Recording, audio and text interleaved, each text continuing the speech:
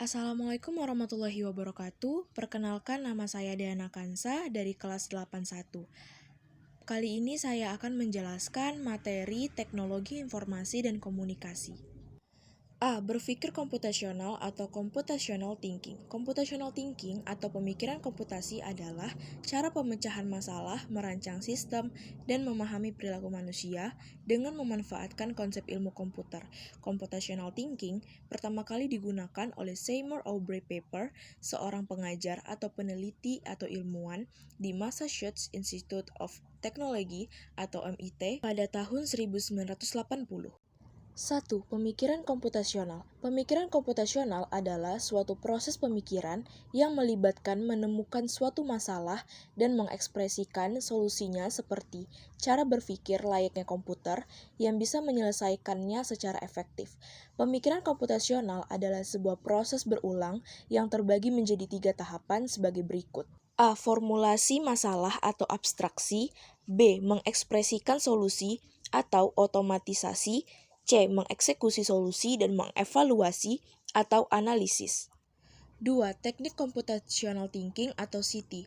Computational thinking atau CT adalah sebuah pendekatan dalam proses pembelajaran. 3. Karakteristik computational thinking. A. Mampu memberikan pemecahan masalah menggunakan komputer atau perangkat lain. B. Mampu mengorganisasi dan menganalisis data. C. Mampu melakukan representasi data melalui abstraksi dengan suatu model atau simulasi. D. Mampu melakukan otomatisasi solusi melalui cara berpikir algoritma. E. Mampu melakukan identifikasi, analisis, dan implementasi solusi dengan berbagai kombinasi langkah atau cara dan sumber daya yang efisien dan efektif. F. Mampu melakukan generalisasi solusi untuk berbagai masalah yang berbeda. 4. Metode computational thinking. A. Dekomposisi atau decomposition. Dekomposisi merupakan kemampuan memecah data, proses atau masalah atau kompleksi dan menjadi bagian-bagian yang lebih kecil atau menjadi tugas-tugas yang mudah dikelola. B. Pengenalan pola atau pattern recognition. Pengenalan pola merupakan proses untuk mengenali pola atau kesamaan umum dari masalah-masalah lain yang serupa dengan masalah yang telah ditemukan dari proses dekomposisi. C. Abstraksi atau abstraction.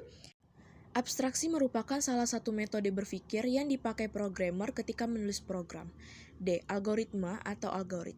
Algoritma merupakan pilihan dari berbagai metode computational thinking yang sangat mudah diterapkan terhadap peserta didik, karena algoritma mudah untuk didesain dan dipahami, contohnya dengan menggunakan skema flowchart atau diagram alur. 5. Keuntungan computational thinking.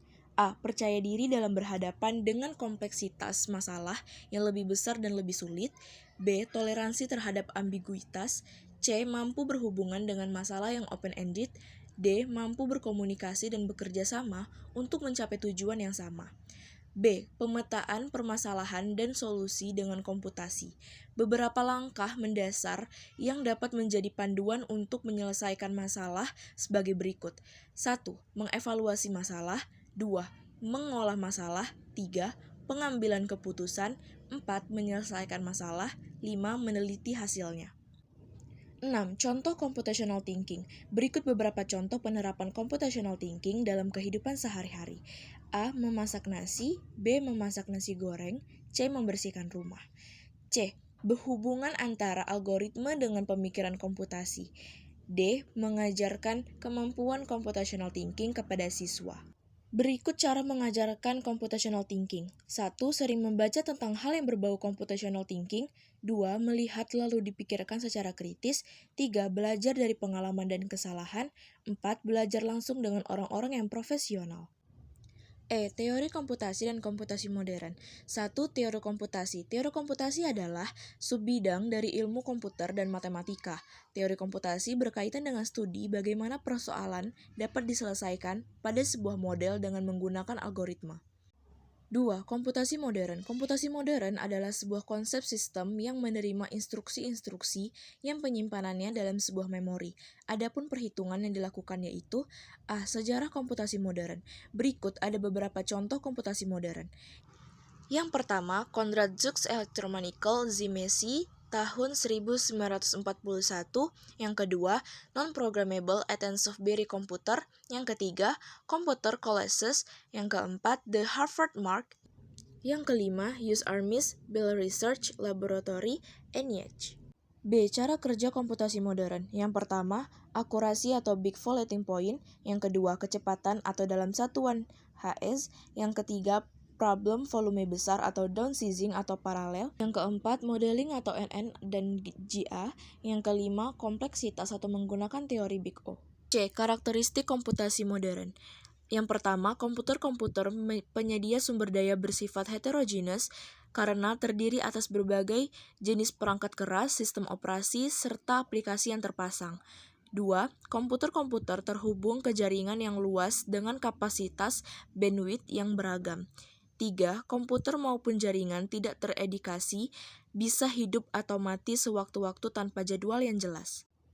D. Dampak komputasi modern. Salah satu dampak dari adanya komputasi modern adalah dapat membantu manusia untuk menyelesaikan masalah yang kompleks dengan menggunakan komputer. Salah satunya yaitu biometrik.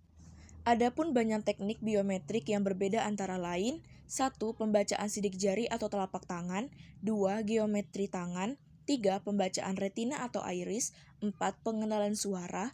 5. Dinamika tanda tangan. Selanjutnya, jenis-jenis komputasi modern. Yang pertama, mobile computing atau komputasi bergerak. Yang kedua, grid computing. Yang ketiga, cold computing atau awan. Cold computing yang pertama ada karakteristik cold computing. Yang kedua, jenis penyebaran cold computing. Yang ketiga, struktur cold computing. D. Kelebihan dan kekurangan cold computing. Layanan cold computing. Baik, sekian penjelasan materi teknologi, informasi dan komunikasi dari saya Diana Kansa. Apabila ada kesalahan kata, mohon dimaafkan dan terima kasih. Wassalamualaikum warahmatullahi wabarakatuh.